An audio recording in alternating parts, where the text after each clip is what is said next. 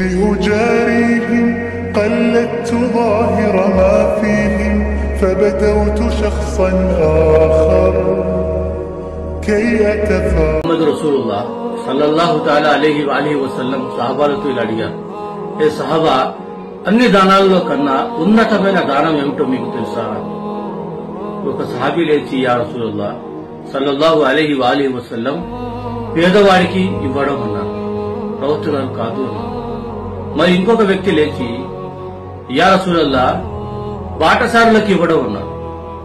ప్రవక్త గారు కాదు అన్నారు. మరి ఇంకొక వ్యక్తి లేచి, యా రసూలుల్లాహ్ సల్లల్లాహు అలైహి వఆలిహి వసల్లం, అవసరాలు ఉన్న, పేదరికంలో ఉన్న, ఆత్మాభిమానం అడ్డు వచ్చి అడగలేని వాడికి దానం చేయడం అన్నారు. దానికి ప్రవక్త ముహమ్మద్ సల్లల్లాహు అలైహి వసల్లం గారు కాదు అన్నారు.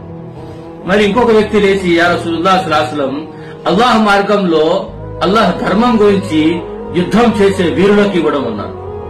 దానికి ప్రవక్త ముహమ్మద్ సల్లల్లాహు అలైహి వసల్లం గారు అది కూడా కాదు అన్నారు. మరి సహాబాలు అడిగారు, యా రసూలుల్లాహ్ సల్లల్లాహు అలైహి వసల్లం ఎవరు అని. మరి ఏ దానం అది?